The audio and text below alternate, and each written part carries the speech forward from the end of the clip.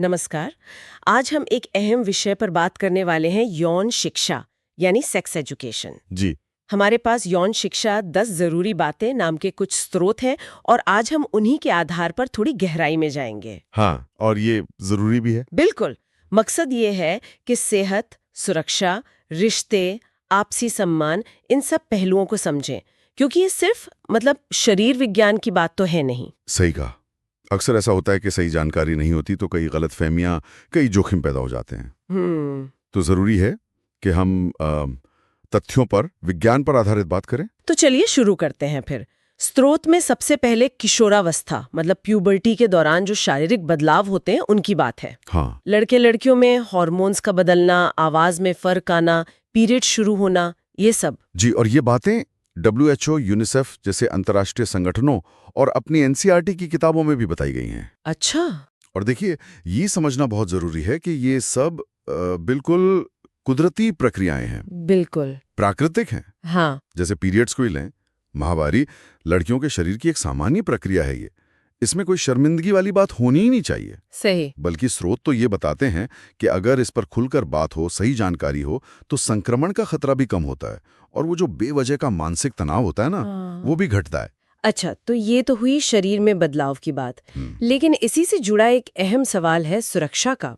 अपनी सेहत और सुरक्षा का ध्यान कैसे रखें? हाँ, ये भी बहुत जरूरी पहलू है। स्रोत में सुरक्षित यौन व्यवहार, सेफ सेक्स की बात है और गर्भ निरोध के तरीके जैसे कॉन्डम या गोलियां। जी बिल्कुल। विश्व स्वास्थ्य संगठन और हमारे राष्ट्रीय स्वास्थ्य सर्वे भी यही कहते हैं। ये तरीके जो हैं वो अनचाहे गर्भ और साथ ही यौन संचारित संक्रमण यानी STIs, हाँ। तो उनसे बचाव में काफी मददगार होते हैं। तो STIs के बारे में जानना भी जरूरी हुआ फिर। बहुत जरूरी। जैसे HIV एड्स है, सिफिलिस है और भी कहीं हैं। इनकी जानकारी और इनसे बचने के तरीके समझना बेहद अहम है। लेकिन सुरक्षा का एक और पहलू है जो शायद इससे भी ज्यादा बुनियादी है, वो है सहमति, कंसेंट। सहमति, कंसेंट, ये शब्द तो आजकल काफी सुनने में आता है। और आना भी चाहिए। इसका मतलब बहुत सीधा है। किसी भी यौन गतिविधि के लिए जितने भी लोग शामिल हैं, सबकी रजामंदी जरूरी है। और वो रजामंदी साफ होनी चाहिए। बिल्कुल साफ। हाँ का मतलब हाँ होना चाहिए। सिर्फ चुप रहना या मना न करना सहमति नहीं होती। ना का मतलब ना होता है। एकदम। ये सिर्फ एक कहने की बात नहीं, ये कानूनी और नैतिक सिद्धांत भी है। हमारा कानून भी यही कहता है। ये तो हुई शारीरिक स्वास्थ्य और सुरक्षा की बातें। स्रोत कुछ सामाजिक पहलुओं पर भी बात करते हैं, है ना? हाँ बिल्कुल। जैसे LGBTQ+ समुदाय के प्रति समझ बढ़ाना। अच्छा, स्रोत ये बताते हैं कि अलग-अलग यौन रुझान या पहचान होना ये स्वाभाविक है। इसे कोई बीमारी या कोई गुनाह नहीं मानना चाहिए। और अब तो शायद मनोवैज्ञानिक संस्थाएं और अपना सुप्रीम कोर्ट भी यही मानता है। जी बिल्कुल। ये एक अहम बदलाव है सोच में। और एक और दिलचस्प बात जो स्रोतों में मिलती है वो है पोर्नोग्राफी और असल जिंदगी का फर्क। हाँ, ये भी एक मुद्दा है। देखिए, स्रोत में शामिल कुछ स्टडीज बताती हैं कि पोर्नोग्राफी अक्सर रिश्तों की एक बहुत ही गलत तस्वीर पेश करती है।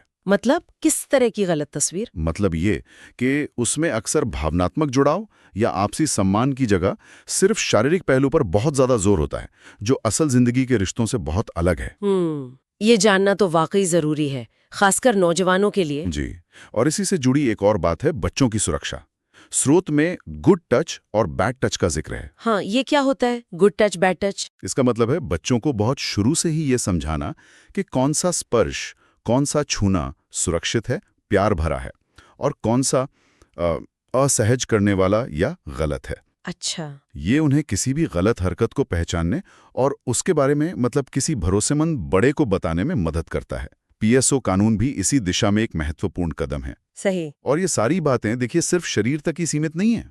ये हमारे मानसिक स्वास्थ्य से, हमारे रिश्तों में जिम्मेदारी से, आत्मसम्मान से, इन सबसे जुड़ी हुई हैं। तो अगर हम सार देखें तो यौन शिक्षा आखिर जरूरी क्यों है? स्रोत क्या कहते हैं इस बारे में? स्रोत साफ तौर पर कहते हैं, एक तो ये गलत जानकारी और अफवाहों से बचाती है।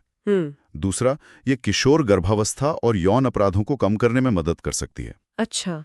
और तीसरा, ये लोगों में जागरूकता बढ़ाती है, खुद को और दूसरों को समझने और स्वीकार करने में मदद करती है। और भारत में इसकी क्या स्थिति रही है? क्या स्कूलों में ये पढ़ाई जाती है? देखिए, स्थिति थोड़ी मिली-जुली सी रही है। सरकार ने पहले कुछ कोशिशें की थी, जैसे स्कूलों में एडोलेसेंट एजुकेशन प्रोग्राम चलाया गया था। हाँ, सुना है। पर उसमें कुछ सामाजिक और सांस्कृतिक वजहों से विरोध भी देखने को मिला। वो तो है। हालांकि एनसीईआरटी और यूनेस्को जैसी संस्थाएं लगातार इस बात पर जोर दे रही हैं कि स्कूलों में एक व्यापक, उम्र के हिसाब से सही और वैज्ञानिक जानकारी पर आधारित यौन शिक्षा कार्यक्रम होना चाहिए। तो कुल मिलाकर इन स्रोतों से जो एक बात साफ उभर कर आ रही है वो ये कि यौन शिक्षा कोई डरावनी या मतलब छिपाने वाली चीज नहीं है, बिल्कुल नहीं। बल्कि ये बेहतर सेहत के लिए, अपनी सुरक्षा के लिए और एक ज्यादा जागरूक और सम्मान भरी जिंदगी जीने के लिए जरूरी जानकारी है। एकदम सही।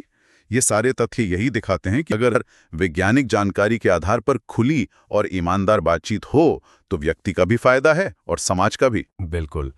तो यहाँ एक सोचने वाली बात ये उठती है कि हम सब अपने स्तर पर, अपने स्कूलों में, परिवारों में, आस पड़ोस में इस जरूरी विषय पर खुली, सही और उम्र के हिसाब से ठीक जानकारी वाली बातचीत को बढ़ावा देने के लिए क्या कर सकते हैं।